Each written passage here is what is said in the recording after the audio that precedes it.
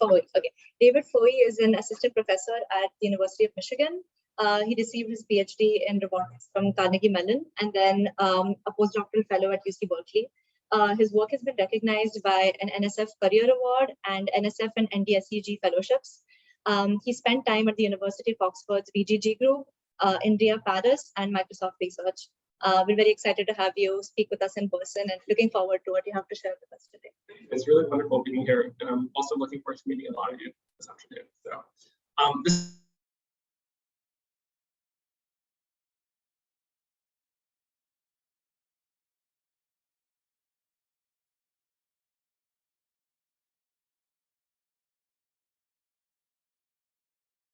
one of my grad students went here on a vacation, and I decided to take this photo as now something I use. And so you haven't been here before, and I'd like you to think about what you might do here in this scene. They take like sort of 5 seconds to think of it. And so a couple of answers are things like you might want to sit down over here. It's been a long semester. If it's been a really long semester, you might go out and take a nap, hopefully not during the talk. It's really nice outside. It's also nice outside here. But it's nice and looks very nice and warm and sunny and sort of tropical. So you might take a walk outside. And you also know you can manipulate things like this door. If you went outside, you can open and close it. You know that this drawer over here, you can pull it out. And if you sat down on this chair, you can actually manipulate that pillow. And so what I think I've been giving examples like this for probably the past 5 years. And what I think is so amazing about this is you look at this picture and you can reason about like totally counterfactual things that you could do in the scene in a place that you've never been to. And I think it's really amazing because it shows just how much of the scene you understand. You can reason about all the different things you can do, and you can do it from an image, and you don't need any specialized sensors, you just understand it. And so my goal of my research for like the past 10 years has been basically human level understanding of the physical world from 3D, and so certainly there are 3D properties, to also interaction and then also beyond. And I'm going to talk about 2 main things today. And these are the sort of 2 core things I do. And the first is 3D understanding. So understanding 3D scenes. And so if I show you this path that's going outside, like when I show this path, no one yells at me and says that, you don't know that you can walk there. And if I show you other paths like these, like I go into the bedroom, I go behind that wall, I walk behind these coffee tables, no one is saying like, oh gosh, there's a hole in the floor. I don't see the floor. You can't walk there. It's dangerous. Be careful. Look out. You have an understanding of the entire scene. It's a real volumetric 3D thing. There are tons of like really occluded things in the scene that you're totally happy to like say are there, but you can't actually see them. And so I'm going to talk about recovering these invisible surfaces. And I'm going to show you an example of an output from our system. Yeah. Does your trust in this room only come from this image, or like you're seeing this image, or like there's some other context? Yeah, I think it comes from, by a single image in some sense. They're cues from just the image, they're like classic ones. Like there's a texture gradient, like you can see over here. This is a pretty good cue of the orientation. But there's also tons of cues that just come from being a person, having like all of you have 20+ years probably of vision experience.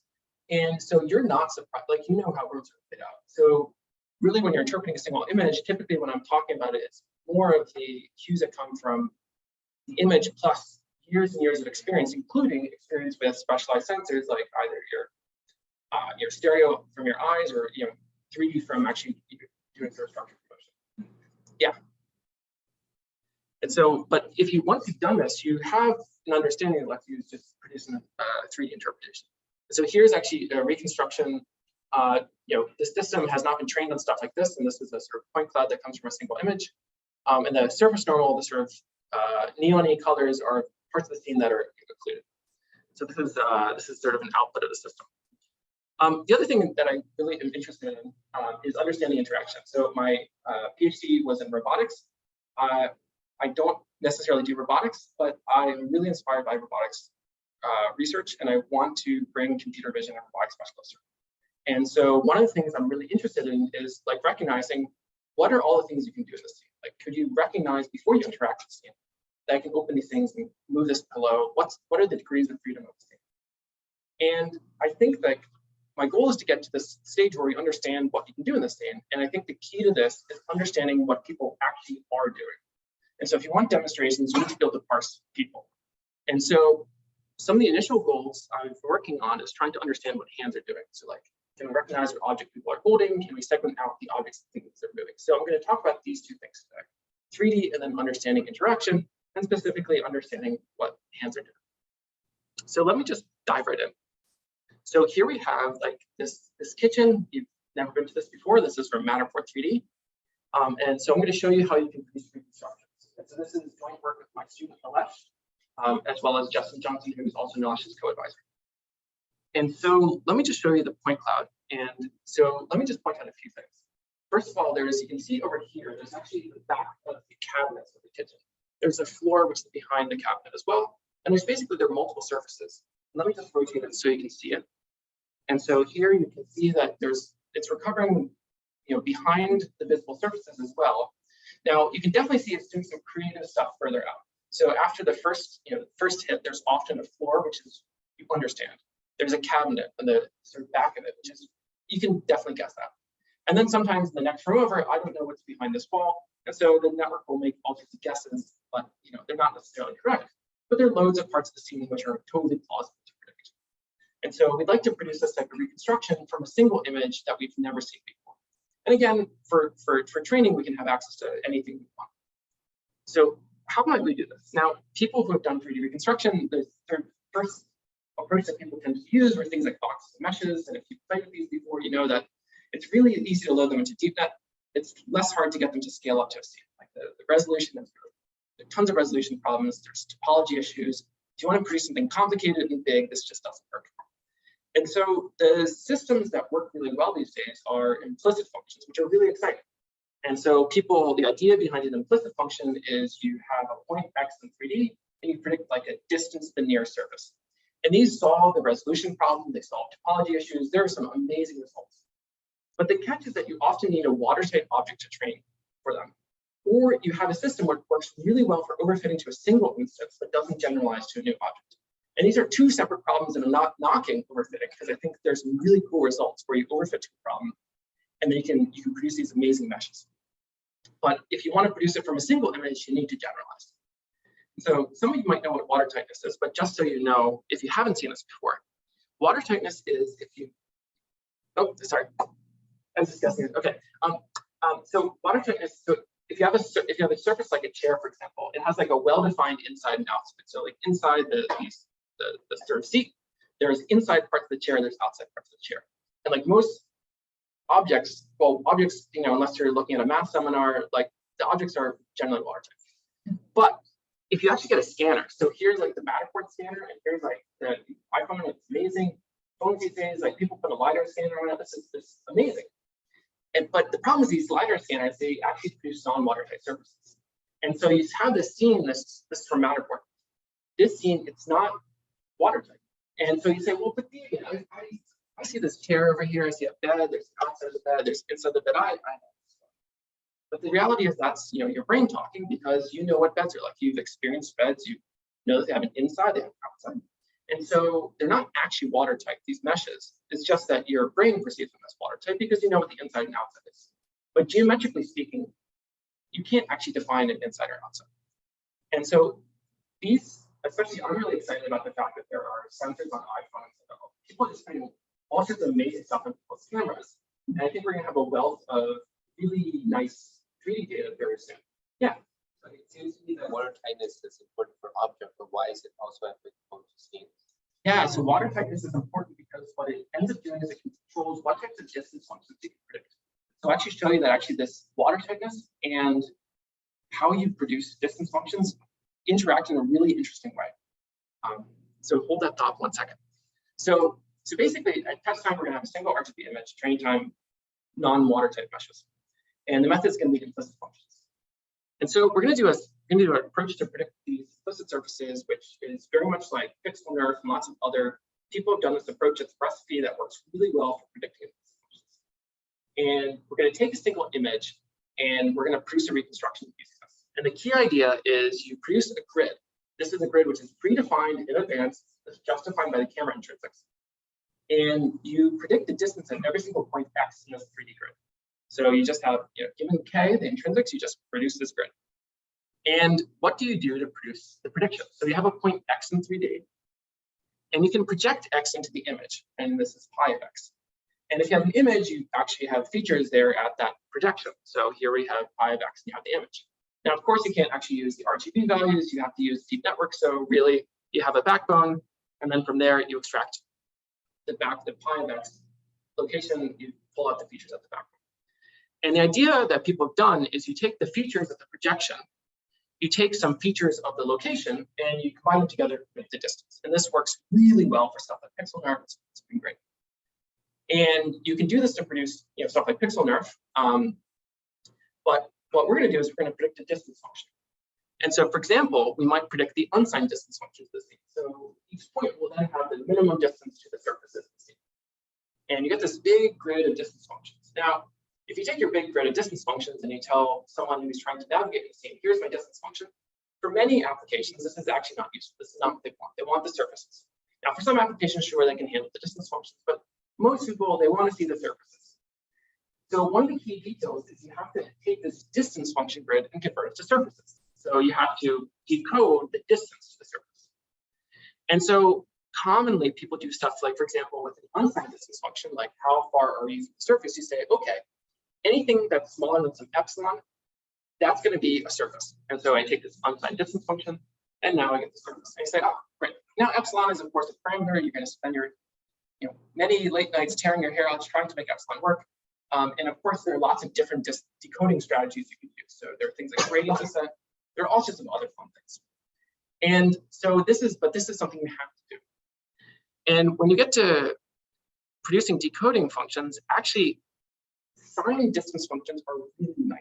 So signed distance functions are ones where there's inside and outside. And the inside is, for example, negative, and the outside is positive. And it's wonderful because there are very special techniques that work really well in signed distance functions. So you have this nice clear signal where you go from positive to negative. And so you can do stuff like marching cubes, or you can find zero crossings. And finding a zero crossing is really easy. Finding small parts of a function is kind of hard because there's this nasty threshold.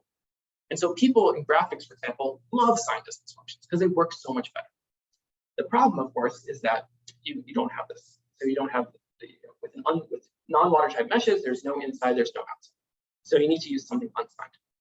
So we tried this recipe, and we tried it on unsigned distance functions, and it's a disaster. It doesn't work at all. And we started trying to understand why this is the case. And we came up with two insights that I think are valuable. Plus a couple like little tiny minor details, but there are two things that if you ever play with implicit functions and with unsigned distance functions, they're actually really worth knowing about. And these are the two things. The first thing is that estimating scene distances is actually kind of hard. So let me show you this. So here we have an image, and let me just put a point on it. So here we have this yellow dot in the back. Now I say, what surfaces do I have to worry about if I'm trying to predict the points that are sort of aligned with this pixel? So if I'm trying to take all the 3D points in the grid that are aligned with this pixel, what surfaces do I worry about? Now, for most people, they look at it and say, well, there's this wall in the back, and there's this door, everything. That's kind of what I have to worry about. But actually, let me show you this in 3D. So let me rotate the scene out into 3D, and I just produce this ray. The ray goes out to the door, and there's this blue dot where it intersects the wall. And like, this is what you're worried about. This is what the pixel shows. But actually, if you remember, we don't know where any of these surfaces are. We have a single RGB image, and we have a predefined grid.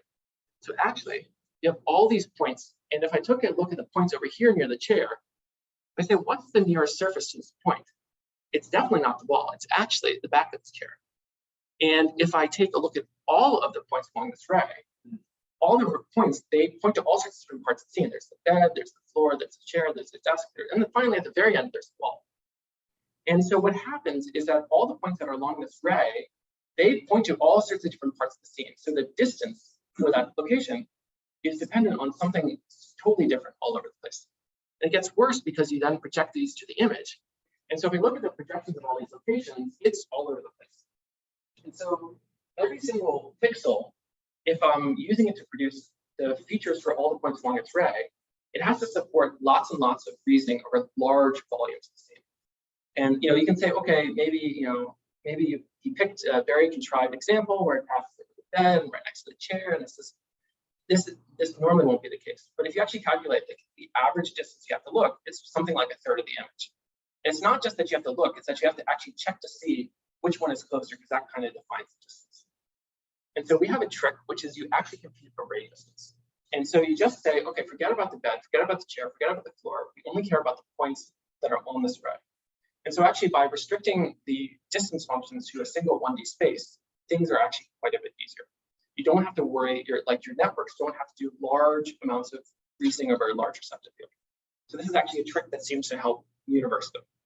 It produces just much, much better results, and the networks are easier to fit. The other trick ends up being a little more subtle. So if I have this pixel over here, this is a ray that goes through the bed. And the ray goes through the bed, and it goes into the bed and out of the bed. And then it goes off into the rest of the bed. Now, what I do is I want to produce a signed distance function or an unsigned distance function, something along this ray. And so I can take this ray, and I can sort of just plot the distance along the ray. And so if I'm trying to find the intersections along this ray, you're just trying to find the surfaces where this ray intersects stuff. And just for the sake of argument, let me just say that the gold dot and the red dot are 3 meters and 4 meters. Now, if I'm trying to predict this output, I'm trying to produce like surfaces. What I'm going to do is I'm going to predict a distance function along the ray. So like the sign distance function, it basically is positive when it's before the yellow dot. It goes negative inside the bed and then positive outside the bed. And so this is normally what people would like to do, because there's these nice zero crossings, and these are very nice and easy to find. Now, of course, as I said repeatedly, you don't have this ability to have insides and outsides with the normal scan. Like you can spend a lot of time repairing the scan and making it watertight, but this is a very challenging problem. You'd have to solve sort of a PhD thesis in graphics in order to basically get these types of things, and probably multiple PhDs. So you have instead the unsigned distance function. So instead you get this W thing, where it's always positive, and it gets closer at the intersections, it gets closer to 0, and away from the intersections, it's farther away.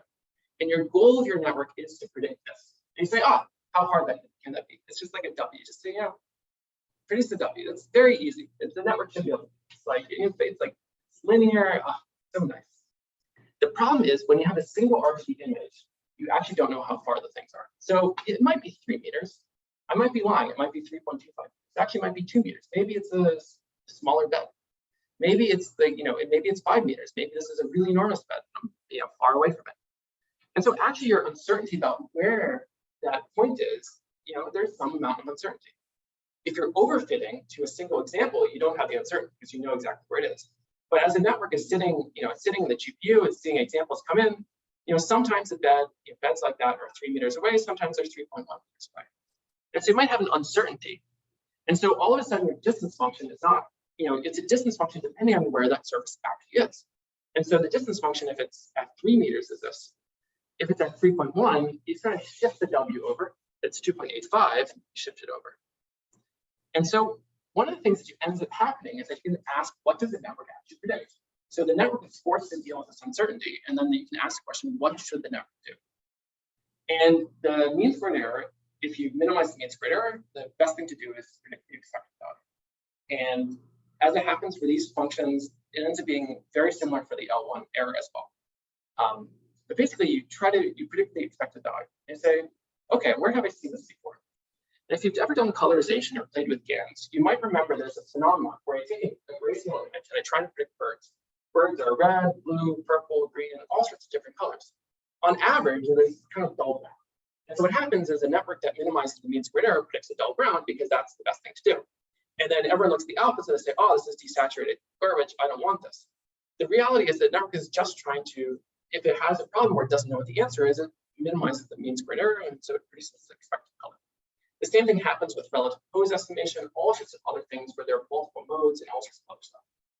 Now, one of the beautiful things is in the case of colorization, we just kind of use intuition to figure out, is it, you say, okay, on average, birds tend to be brown. You can kind of like look at them and study a field guide and say, okay, fine, they're on average brown. But in the case of distance functions, you can actually calculate the expectation. And so what we did is we actually sort of turned the crank on calculating the expectations, and there's a whole bunch of math. We have a paper, it's before noon, we're not going to do any math, but we actually have all the forms of these distance functions. So let me actually show you what they look like. So the distance function, actually the expected distance function, this is what the network should actually produce if it's optimized correctly. Ends up, it's not a W, it's some sort of cursive W. And all of a sudden, it doesn't look right. It's like, this is not really a distance function. So a couple things. First of all, the minimum isn't 0. It never hits 0. In fact, the minimum depends on, it says you can calculate this out. It's actually the sigma, the standard deviation of your uncertainty, times the square root of 2 over pi.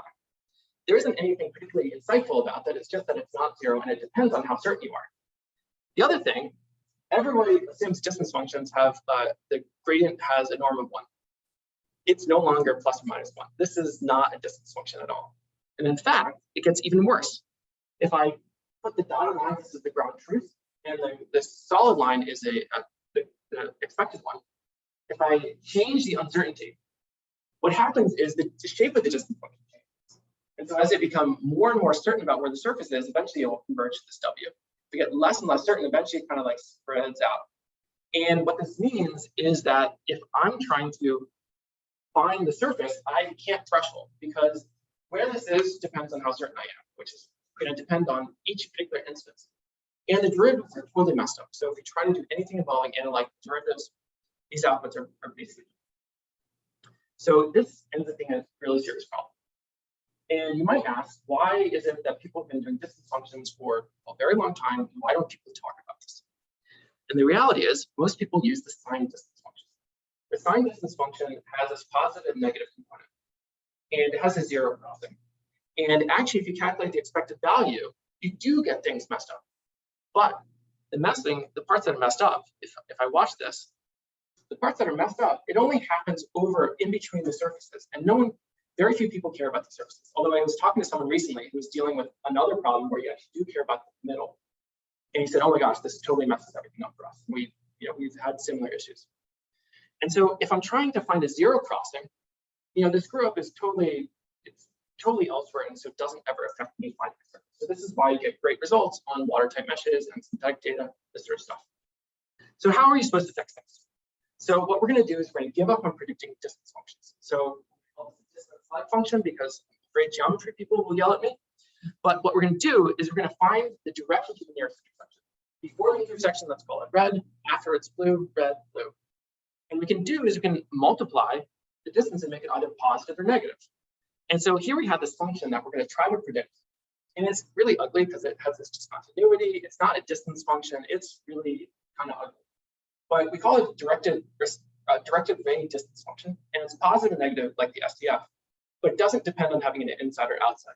The negative component is defined by essentially where the camera is. So you just basically pick a point, and this enables you to have positive and negative components. And then what happens is the network predicts it. The optimal output for the network looks something like this. And so as you get more and more certain about where the location is, you basically get closer and closer to the original distance function. But the actual place around 0 basically never gets affected by the uncertainty. And of course, you can make the uncertainty spread out really, really far. But at this point, if your uncertainty is that high, essentially everything breaks. And so it's actually very robust. And so the cool thing is, you actually don't need to do very much to find the surfaces. It's just a positive to negative crossing. Whereas if you look at the unsigned distance function where you have this cursive W shape, that actually you have to spend a lot of time, really, really tuning the function that converts the distance function to a surface. So in the end, what our method does is you predict the directed ray distance function of each x in the predefined grid, and you find positive and negative 0 crossings. So in some sense, you just sort of like, rather than using an unsigned distance function, you just drop in our distance function instead. And this produces substantially better results. So let me just show you the results. So here are some videos. These are on Matterport 3D. And so again, the nicely colored points are the actual first hit. So these are the first surface you see, and then the neon-y ones are surface thermals for the stuff behind it. So you can see it produces, it sort of fills in the behind the chairs, it gets the floor. And of course, if you look in the back, it's very creative. And this is because this is Matterport, and Matterport has lots and lots of stuff going on behind basically in other rooms. And so the network is sure that there's something going on in the next room, but it's not positive what it is. So it's not, so certainly I wouldn't trust this for figuring out what's in the next room, but certainly for finding stuff like floors and the surfaces, sort of continuing surfaces, this is actually quite good. Let me show you a kitchen.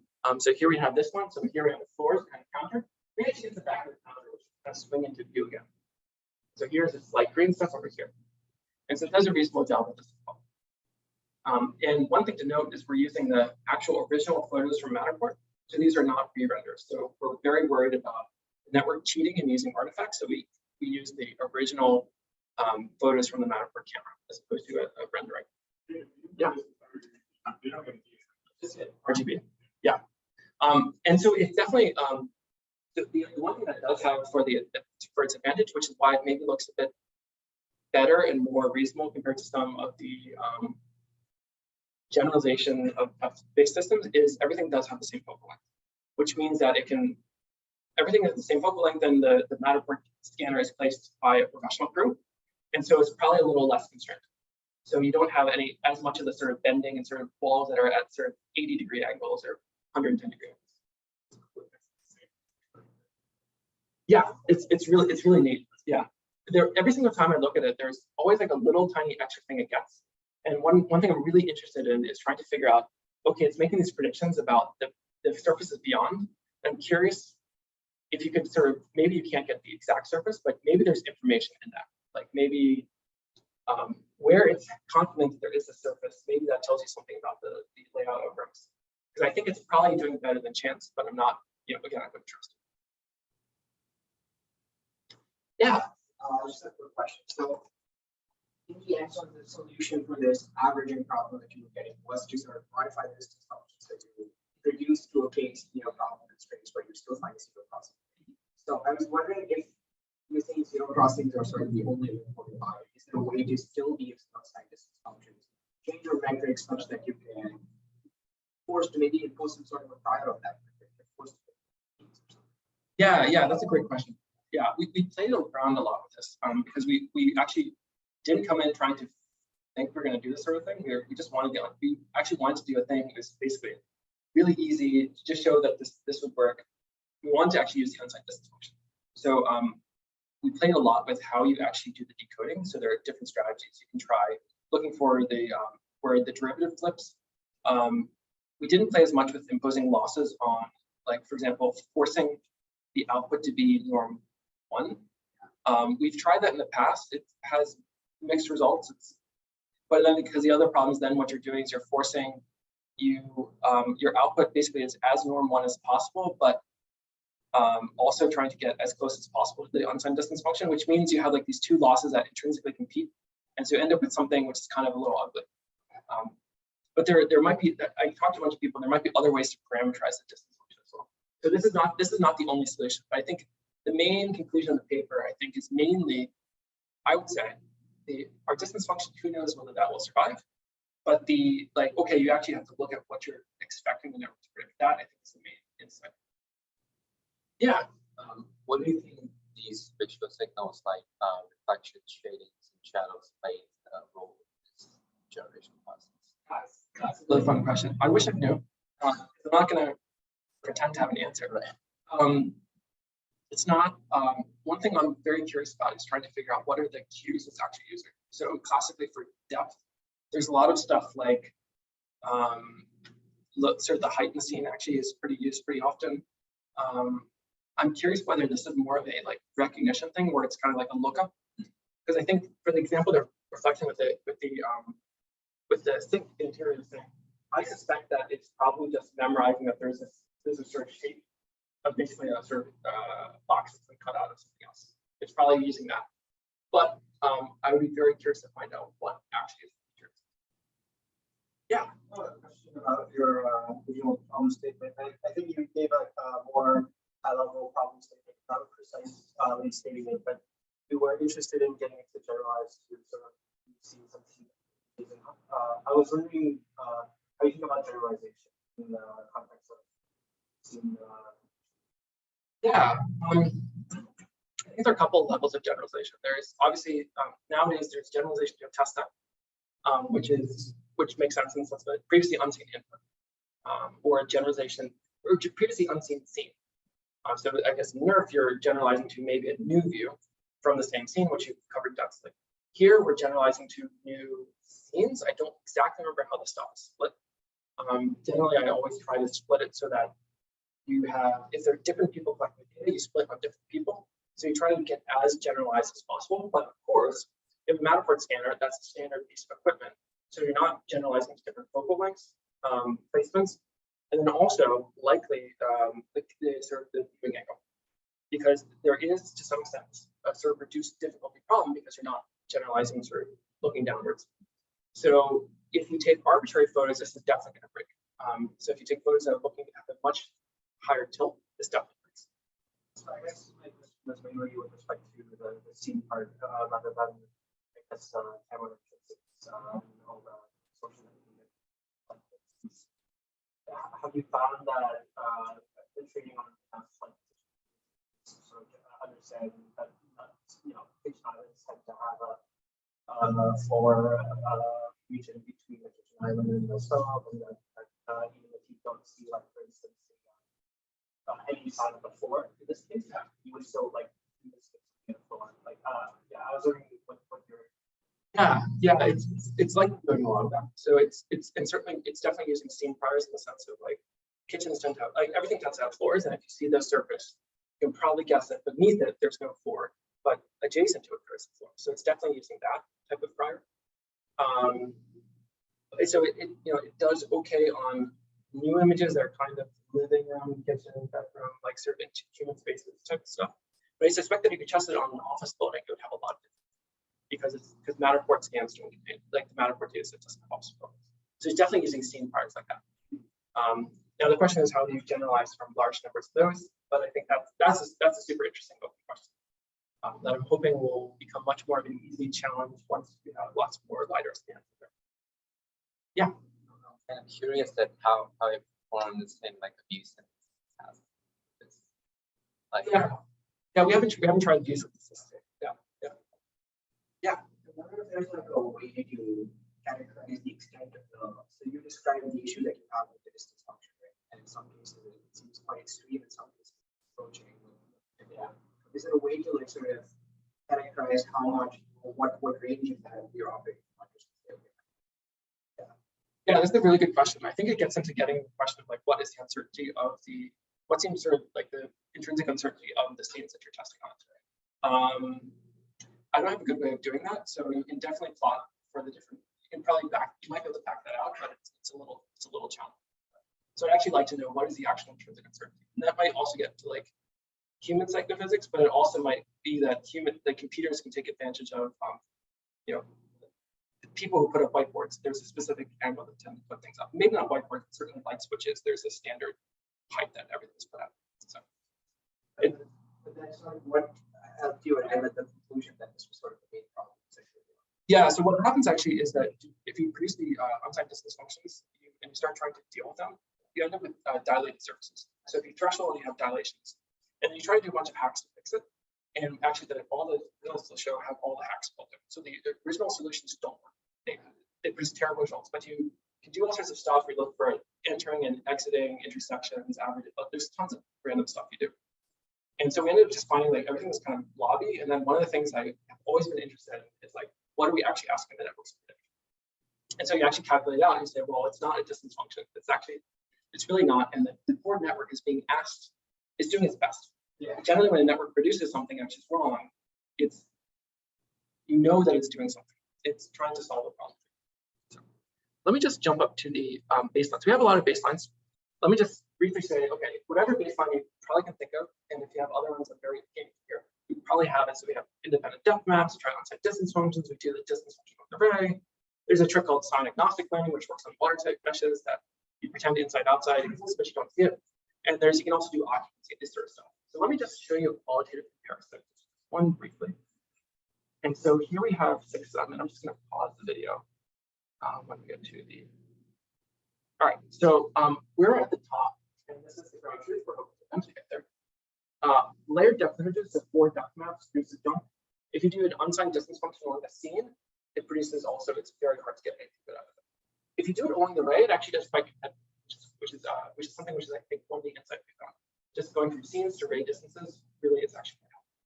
And typically, I think the unsigned distance functions are much worse at hidden surface. Let me just And let me just jump through the quantitative results.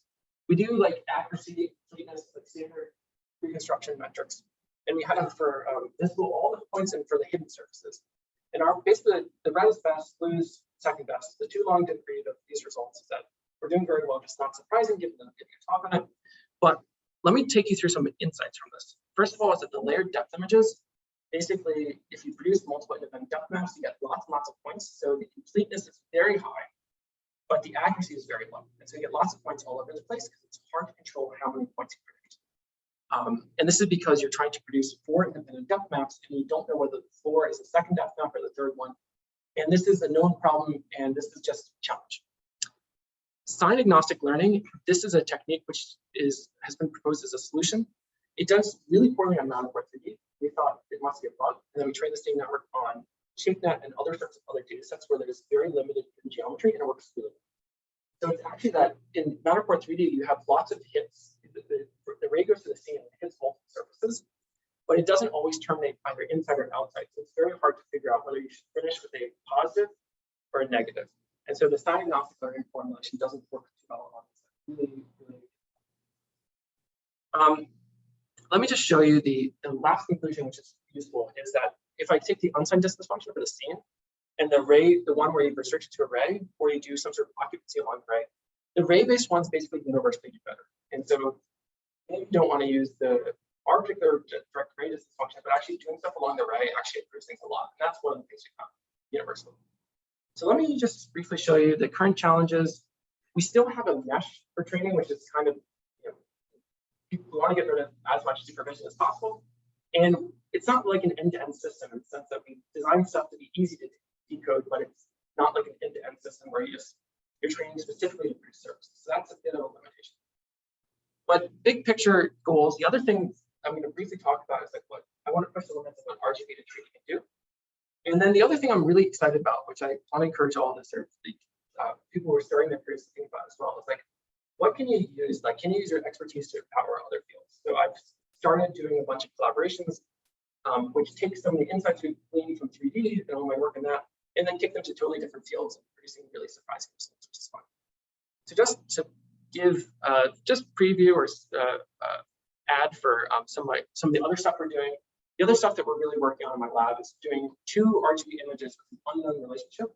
So we don't know where the cameras are, and we predict a single reconstruction. So here's an output, and we have a reconstruction in terms of planes, and we figure out the relative pose of the camera. We're not given this.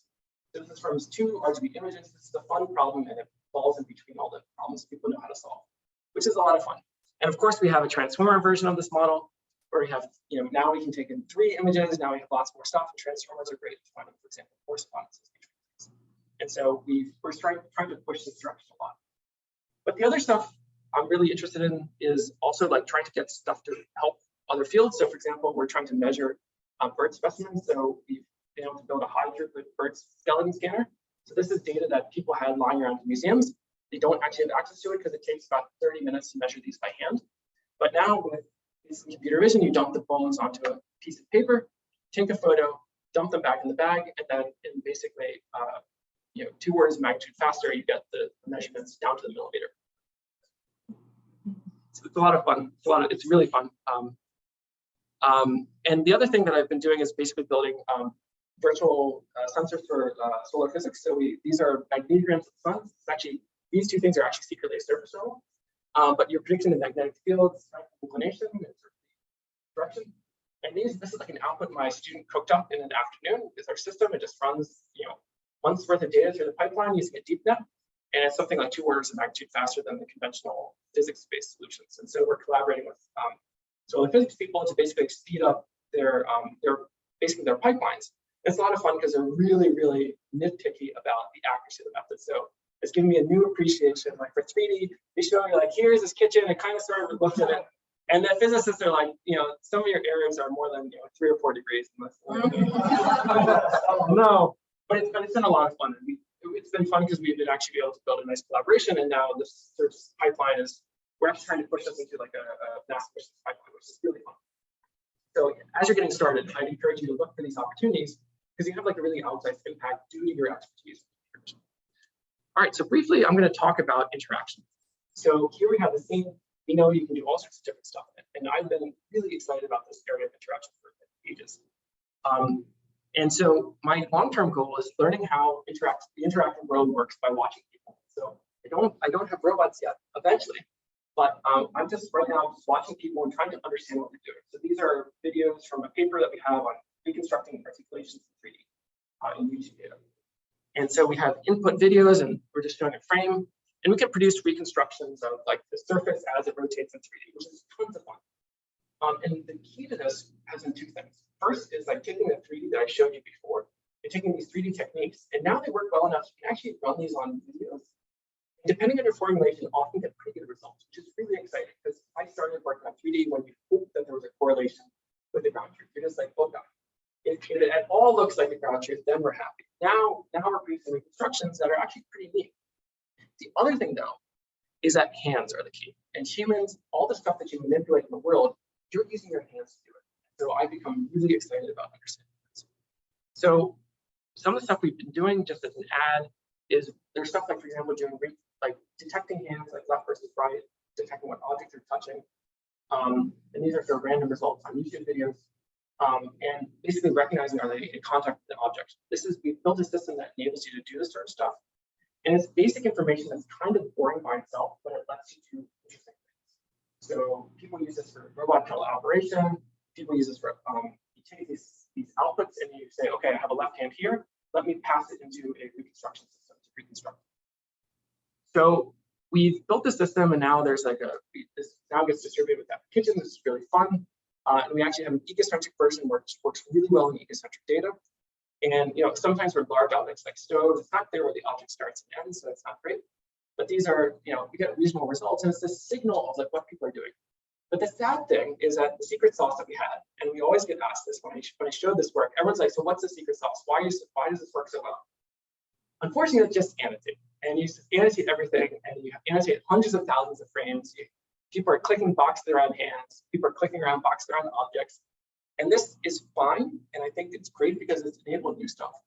But it's not like scalable. It's not really exciting, and it's not like when when you're a toddler, your parents come over with a sheet of like book of hands and where they are in images, and you flip through, and you're like, okay, now I can recognize what hands are. Yeah. Quick question about this. So it seems like you guys were able to get a really good close-up and tracking model by manually. This is already by itself a useful primitive. What is the motivation for getting a more scalable approach? Yeah. We're not trying to make a task harder, like tracking for T-cells.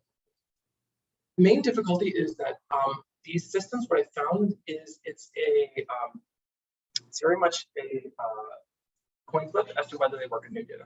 They tend to work really well, or they work really poorly.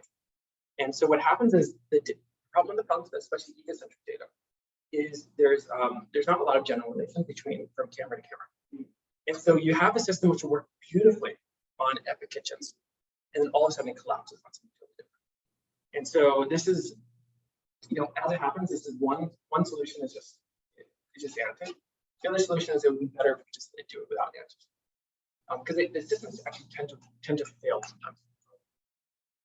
So we like to learn from video, and then okay, finally watch people do stuff. And especially also if you want to do things like, for example, segment optimization. Once you start doing segments, that's very expensive, and all of a sudden you end up in a land where you're spending tons and tons of money. So let me just show you the idea of the system we have. So this is there are two approaches I take, like understanding people and like that sort of stuff. One is you just annotate stuff. The second one is trying to learn from it.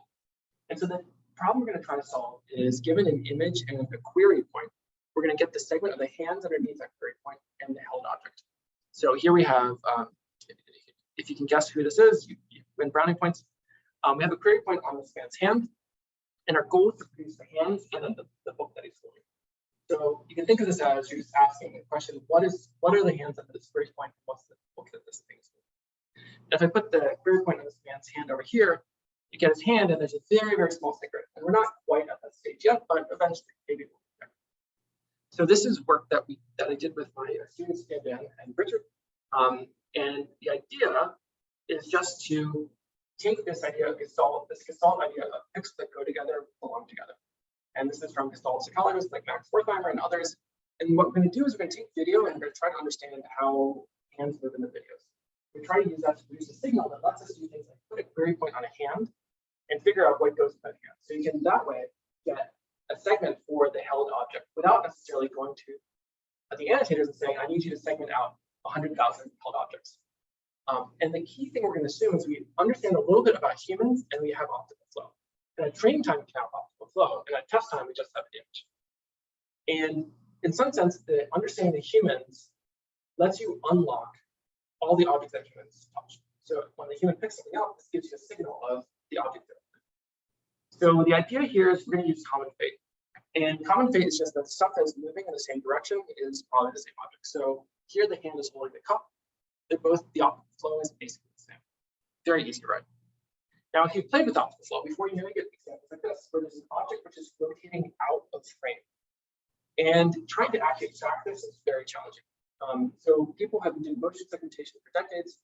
It's still a very open challenge.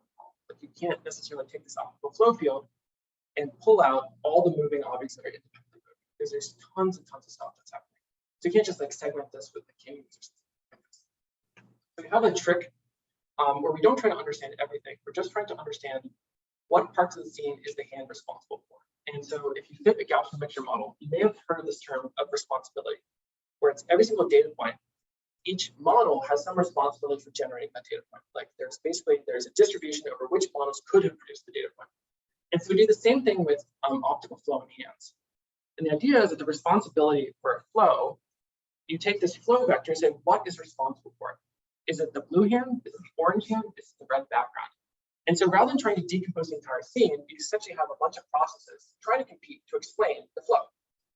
And if you can fit a model to the hand's motion, so you have the flow on the hand, you have the flow on the other hand, and the background, just assume the camera stays here. And you can produce like a softmax type thing. And this basically looks like you have the error for the hand, and you divide by all the errors for all the hands and the errors for the background. So essentially you have all the models competing against each other.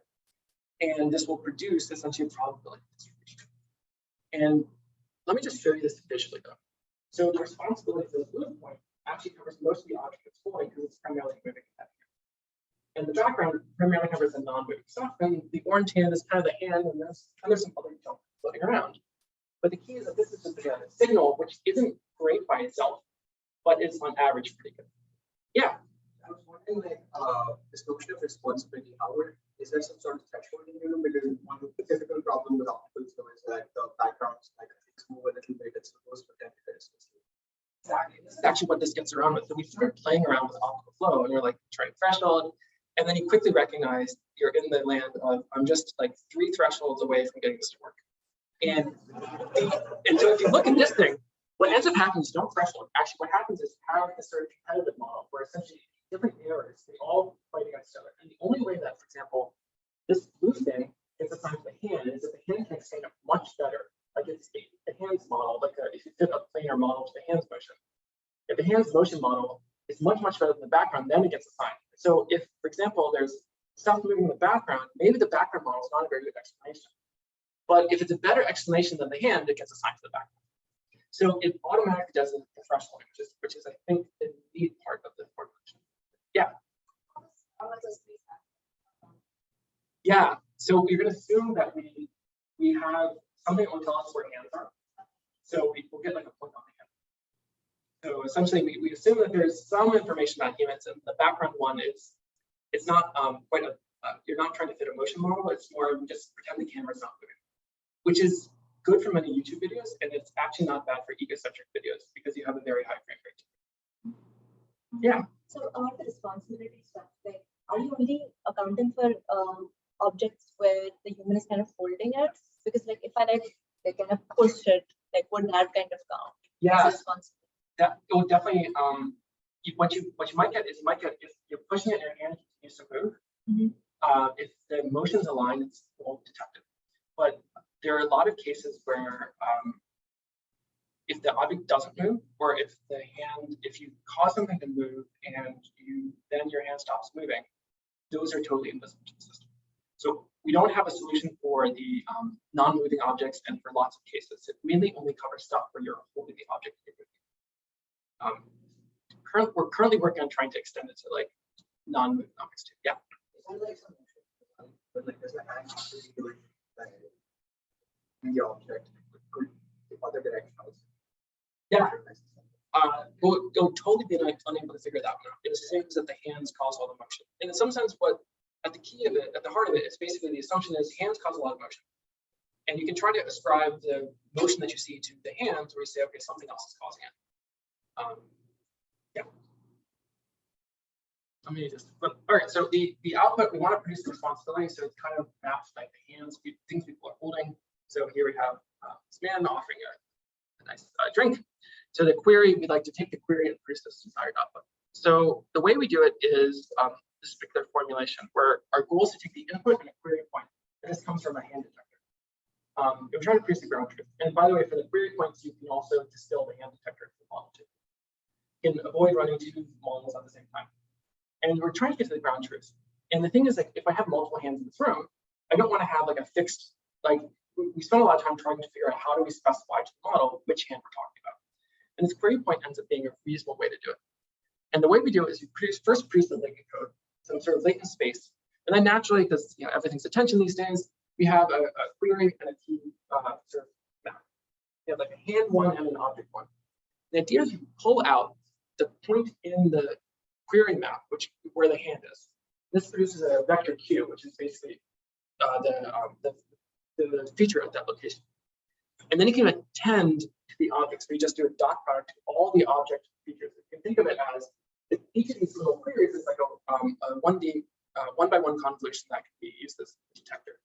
And this produces a prediction. And your goal is to make the prediction match the ground truth as closely as possible. So you can think of it as at training time, you get a hand, and at test time, you can produce you can try multiple hands. You can run different queries through and see what the outputs are. But at training time, you have to specify such a query and an image. And we train it to predict the ground truth. Interest of time, I'm going to skip. We have another loss, which just does some contrastive stuff, which tries to encourage people and objects and backgrounds to separate. And at test time, you have a query point, and you basically do attention, and you get this prediction. It's going to be just, again, the dot product. And by combining some of the information from this latent code, which essentially encodes information about people, you can actually then produce predictions of the output. So let me just talk briefly about the training. We train on Epic Kitchens, 100 days of hands, HO3D, lots of different data sets. And it generally works pretty well. We haven't found a data set where it doesn't work yet, so which is good. So HO3D, the reviewer is like, must produce results, and we ran it, and it's great. It's very exciting to see, like, the next day, like, oh, works, wonderful. So which is good. It's very nice to see the formulation generalized. So here's some inputs. The input is the image of the query. This is the PCA, the latent space, which ends up containing people, objects, non-moving objects. And if you look at the intentions, you have like there's like in the first row, she's holding a cup, and then her other hand is basically invisible when you touch the map. What the attention thing does, it actually separates object hands, which is pretty neat. And so we have essentially a different detector for different hands, and if you run this on different hands, you get different results, which is nice. And then we can actually do some segmentation and produce like the hand of the object. The hand is in green and is often quite small. The object is in blue, and it's typically a bit larger. So let me just show you some qualitative results. I like to show results that are from before the data set was created. So I try to find images that are never possibly in the data set. So here's Koyaanisqatsi, a classic movie, Grizzly Man. And so it does a reasonable job at getting the hand and the objects. It separates the book into two parts, which is a bit, which is because the two hands compete against each other to explain the object. And then Contact, ironically, we put this in, it's a great movie. But our system produces absolute junk. There's all sorts of like junk floating around. There's who knows what's going on here. So it's not perfect because this is, again, it's trained on video and it's tested on a single image. So for evaluation, we segment some stuff, basically 1,000 segments per data set. And we have the hand, we have the object, and we have the pair. So you ask the worker to segment out the hand, segment out the object, and you can put the two together. And this is actually ends up being quite expensive because the annotations are really detailed. And then just to sort of summarize, we compared our method, which we call cohesive, against basic signals to see whether you could get can something very basic explain the results we get. So we're not saying that this is the only method to do it, but these are reasonable sort of, is there some sort of data set bias that will let us do find the object. So for example, flow, we say, okay, maybe moving objects are kind of the hands of the objects, and say, just take the flow and try to see whether that works. And flow basically doesn't work. And so even though it has 2 frames, our method only has 1 frame. The flow by itself doesn't do this. Saliency, we also tried that. Objects that jump out as salient are not necessarily the objects that we found. We have a supervised box system, which is what I showed you before. And so it's not quite producing a segment, but it's basically the best that we have access to. And so the supervised box system does a little bit better. This is because it detects more things, not because it produces better segmentations. But if you look, we actually find that on Epic Kitchens, you can get better hand segments using our system. And of course, if you combine the 2 together, you get even better results. So let me just talk very briefly about outstanding issues. The 2 things are basically things don't move. So there's the objects that can't be moved by hands are basically invisible to the system. And I'm sure actually objects where you're moving them and then they continue moving, those are also invisible. And then also bimanual manipulation is a huge issue. So lots of large objects like a tray, you hold with both hands, and then the 2 hands try to explain them all. They explain them all equally well. And our formulation handles that very poorly. And so often the really large object gets split in 2, which is kind of weird. So just to summarize, today I talked about doing 3D from a single image, and the key is analyzing and modifying the predictions. So I think one of the lessons I learned from this is you have to look really carefully about what you're trying to ask the network to do. And often if it's doing something bad, it means that something is funny in the formulation. The second thing is I showed you a little bit about RGB to hands and handheld objects. And one of the things I showed you was like we have this common fate idea.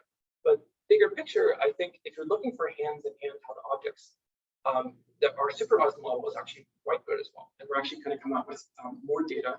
We're currently annotating right now a much larger data set with segments. Thanks to, it ends up being very expensive, but we have some stuff for Epic Kitchen that's coming, which is I'm really excited about. So that's it.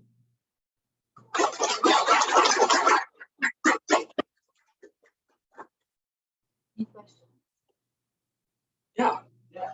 You switch to the quantitative results for 3D part. I'm quite interested in object action. Yeah. I'm wondering what your thoughts are for sort of the numbers, especially in especially with the latest smartphones on the final sensors. We have also usually with our RGB, it seems like it's more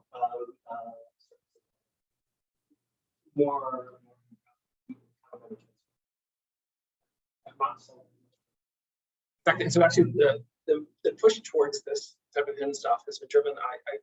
When I was a PhD student, Chris Axon at CMU, who's a roboticist, would come to my talks and would ask me tough questions. And one of them was any answer I had, he'd say, well, let's get a robot that will just get like, I said, Chris, but outside structured light doesn't work. He says, well, I'll just get a light bulb that's brighter than the sun.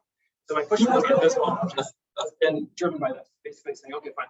Something which extends okay, good. So the hidden objects are quite low. So basically F1 score, the best one is like around 27, which is pretty dismal. But it's actually better than it looks. So and this is actually a question, I recently got this question, which is like, okay, for evaluating hidden objects, essentially, why are you doing this sort of, assuming that the ground truth is a reasonable answer for your system? Why aren't you doing something much more like image completion? Because actually some of the outputs beyond the first or second visible surface, they're kind of guesses, and in some sense, there's no way a system would really guess. And so in this case of like, if I predict here, maybe it's an office, maybe it's another conference room. I've never seen it actually. And maybe either of those is valid for a system to predict. And right now, a lot of the sort of third or fourth hits or fifth hits, they end up being in the guessing thing, which drives this number down a lot. But if you look at the invisible surfaces, which are sort of reasonable to expect, the ones where you say the system should be able to predict this, those numbers are quite a bit higher. Or at least my impression is that those numbers are quite high. We don't have a specific experiment because I think one of the big challenges for evaluations, we don't know how to pull out the reasonable invisible surfaces versus the unreasonable. Yeah, so I guess that almost allows us to be like which cases we should be evaluating on, and even the ones where it's like really challenging and almost unreasonable cases, right? It seems like we kind of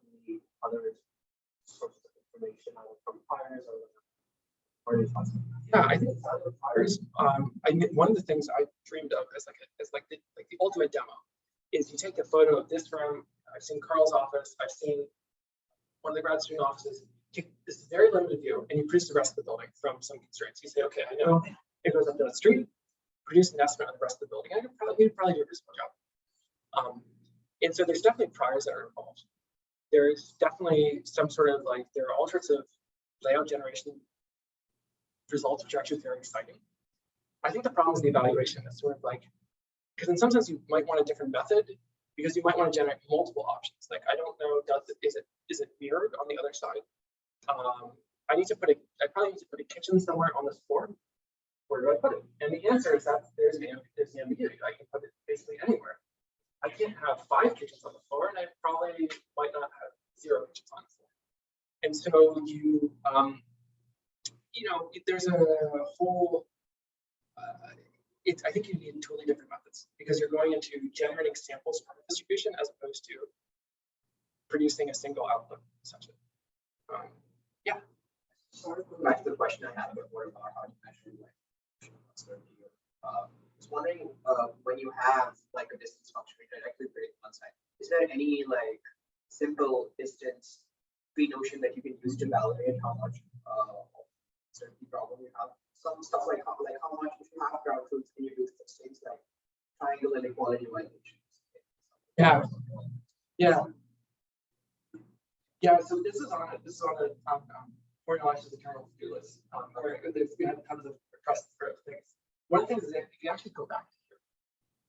All right, here we go. Here we go. Okay. Ends up happening is you can actually figure out if you can look if the thing actually trains to convergence and it does the right thing, and then, with a lot of 5 million ifs. If you look at in principle, if you look at actually the shape of this, it should tell you the uncertainty. And so actually we had an earlier version of this problem where we didn't quite have a scan of a formulation, but we had something where it also had this sort of effect where it sort of zoom away at the intersection. In a different DRDF that would actually kind of jump right at the intersection as opposed to being negative. And if you could find these minimums, they ought to be able to figure out from here, because you actually do have the analytical solution. You should be able to figure out what the uncertainty is. Now that's the uncertainty of the network as opposed to some sort of intrinsic uncertainty. But I am very curious to find out what that is. The catch is, of course, that once you train this, kind of produce a lot of these networks do produce sort of weird stuff because this is kind of like a case where you have a single intersection, and then as it happens, the function, no matter how many intersections you look like, it looks like this, but it's not quite the same. There's slightly distorted even further. But yeah, that'd be a very fun experiment to figure out. If we go to the next slide, I was keep thinking about this. The one that you actually show the solution. So I think yeah. So I was thinking, what if you just add a truncation threshold for the sign distance function? Will that actually solve this problem? A truncation for the sign or for the So you'll still have the positive and negative value, but you don't have this problem that you need to kind of predict the precise distance value. You just need to you can still use the zero crossing surface. Yeah. So the other thing for this one as well, we also truncate stuff as well in practice. And then for the sign one, the only catch it. So one way to think of this is basically the sign distance function is just this, but with the sort of the red point just sort of mirror it around the x-axis. So it's very much, so if you look at sort of the truncated sign distance function or function truncated, they basically look the same. It's just that the sign distance does that and ours does this. And then Keenan Crane shouts at you on Twitter if you use a distance function that's not a distance function. That's But the truncation can also help in other situations, but doesn't. Some of the other problems are sort of not fixable. Yeah. So in this figure, we can see the curve is not continuous. So when you fit a curve, then you will get 3 0 points. So it's an additional one. So how do you know which one is weakness from Okay, so you get this curve. So you have here there's an intersection over here. So essentially you have the intersection here, you have this other one going up, and you have another one going down. And so it's actually the positive and negative ones. And the negative positive ones, they appear, and there's it's all sorts of junk in the middle. And so it's just all completely messed up. And so but you can spot these very easily. In fact, because the distance functions go very negative to very positive, it makes the zero crossing very easy to find because it's this very, very obvious negative to positive one. There are many of the negative positive You'll have one for every intersection essentially. Yeah. Oh, yeah, gotcha. So only one for. Yeah, so basically they alternate, but then they're very easy to spot because just go straight up.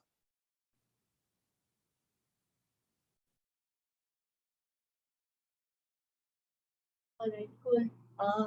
Thank you, David, for Thank you the so much. great talk. And I think it was very interesting. We all learned something today, so thank you for that. Thank you so much for the wonderful questions. Really, this is a lot of fun. Cool.